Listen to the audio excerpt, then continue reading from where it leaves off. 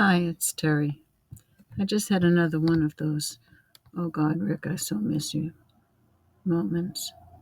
Today's Wednesday, and I had to put out the trash for pickup. And it's every other Wednesday, so I had to put out the recycling as well. I've put it out twice earlier this month, but both on the wrong Wednesday. So they don't pick it up if they're not coming, and I drag it back in. It's gotten quite full, and I hope they take it all tomorrow. It did fit it all into the barrel, but the barrel is quite heavy. But I think the truck picks it up, not the men. Crossing my fingers that that's true. I often think of Rick, whether I'm thinking of a job that he used to do or not. I just think of him. I think of him when I'm walking, when I'm desperately looking for my cane. What room did I leave it in? Did I leave it at someone's house? Did I leave it at the store? No, I usually find it leaning against a wall in some other room that I don't often go in. But I did go in once because I left the cane there. Anyway, I'm getting frustrated with myself, and there's really no point in getting frustrated with oneself. One is doing the best she can do, and my memory is really pitifully less than it used to be. But I try. I went today to an appointment that I made, a month ago, to talk with a financial advisor about setting up trusts and estates, and as if I had a lot of money. I don't have a lot of money, but I have a home, and so I need to set it up right so that when I'm gone, the right people get it and not the government. I don't want it to have to go through a proxy or whatever that's called. It's not proxy. I'll think of it in a minute. I had a will years ago. Rick and I had a will. Years ago, we had a son-in-law. We don't have him anymore. He's married to someone else now. But he's listed as the second guardian of our grandchildren. Our grandchildren are both well into their 20s now, so they don't need a guardian. So I really do have to redo my will. All of these things to do, and I know if I did them with Rick, he would remind me of what I'm forgetting. He would suggest something I hadn't even thought of, and we would be all right. We would get everything done right. It's harder without him. He was my better half, and I miss him terribly. I was writing about him today on Facebook. Someone asked about the tax increase that's coming next Monday when we vote, and I talked about how when we bought our first house, it was basically a cottage, and we had to finish it, and we did finish it.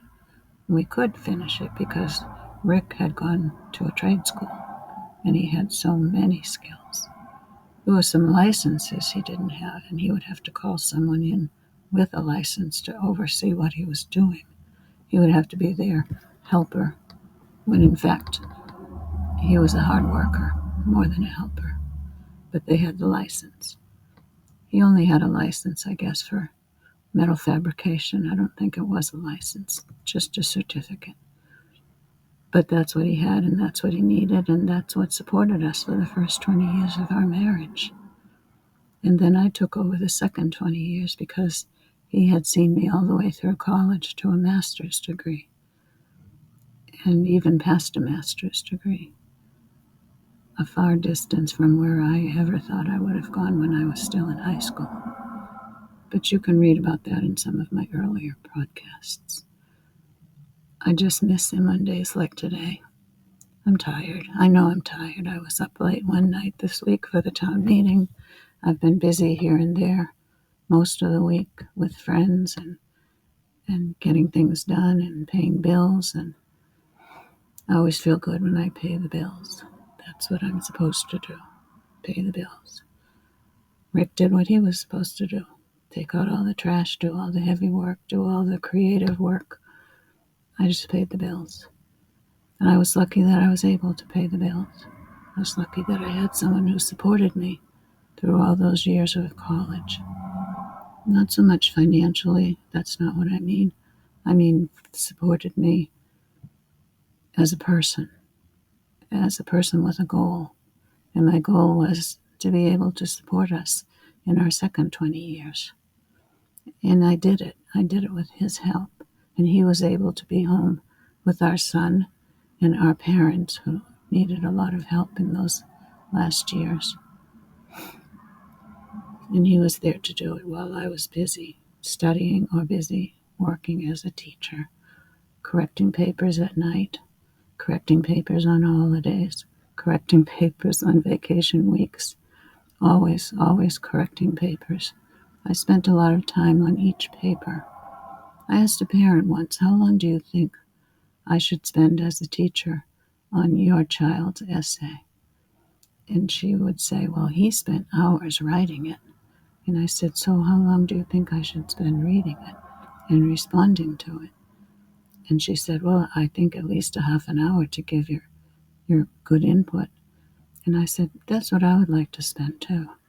But in truth, I have 100 students, and they all want their papers back on Monday or Tuesday, depending on their schedule. So I had to get it done over the weekend. And so I usually had about 15 minutes max for each child's paper. And the mother looked a little stunned, and she said, I guess that will have to do. And I said, I guess it does unless I hire someone to work with me, but I can't afford to do that. And she said, I guess you can't. And that was the truth. I couldn't afford to hire someone. But the last year I was there, I tried. I asked one of my partners, would he think his wife would like a part-time job helping me correct papers? I would trust her because she was also a certified teacher and had worked with kids. But she had 3 of her own kids at home. And he said, no, she doesn't want a part-time job. And so I didn't trust it to anyone else, but it took me a lot of time to do that. And Rick helped me. He would help me get those scores once I had achieved them onto the computer. He would read me the names and the numbers, or I would read them to him. We would swap it off. Sometimes my eyes would be so tired from reading the papers, I couldn't read the computer screen. And I certainly couldn't look down at a paper to get the score and look back to the computer screen and find the right line to put that score on. It was tough that last year I taught. I only made it to April, but I made it. And I was able, for those last 20 years, to support us.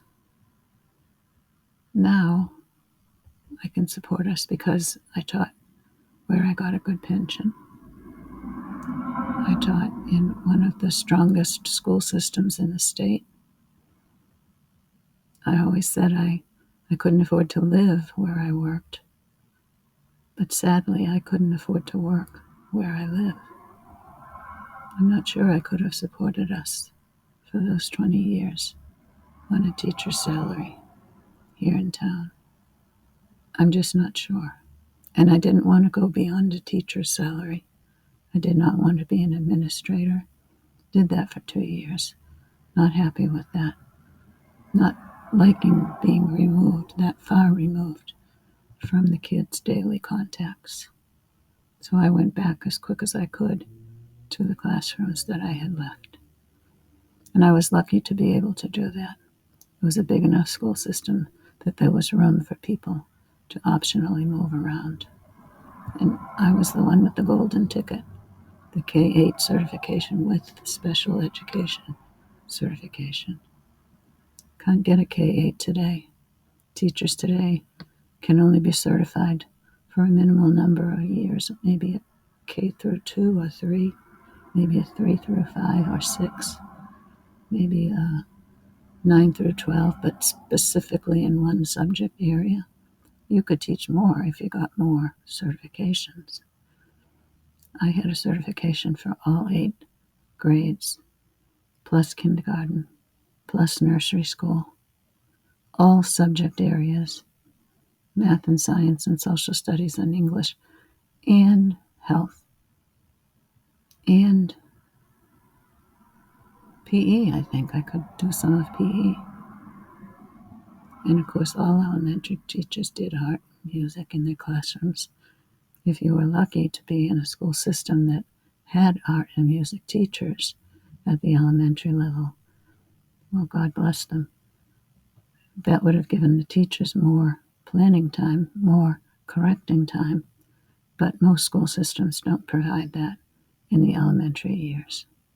That's unfortunate, because elementary kids deserve well-skilled, artistic art teachers and musically inclined music teachers. We all did the best we could. Well, I've really gone off on a tangent here tonight. I think I'm just overtired. But the trash is out. I remember as a kid, my job for the family, and paid by my aunt and uncle who owned the home and lived upstairs. My job was taking the trash out. And after the trash was picked up by the garbage men, my job was to bleach out the rubbish barrels before I dragged them back up the alley to the shed. I thought that was a very important job, especially the bleaching part. God knows I dumped the bleach down the gutters and it ran through the sewers out to the ocean at the bottom of our street. That's what everyone did in those days. I got paid 75 cents a week for that, and I usually split it with my best friend who lived down the street. And we would go and we would each get 38 cents of candy at the corner store. Later years, I had to keep that for my car fare to go up to the parochial school on a city bus. But I am way off on a tangent now, so I'm going to close this, beg your forgiveness, and tell you that I'll see you again tomorrow after a good night's sleep tonight. I hope you be well. I hope you take care and take care of others. Look around you. See who you can help. And have a good night. Bye-bye.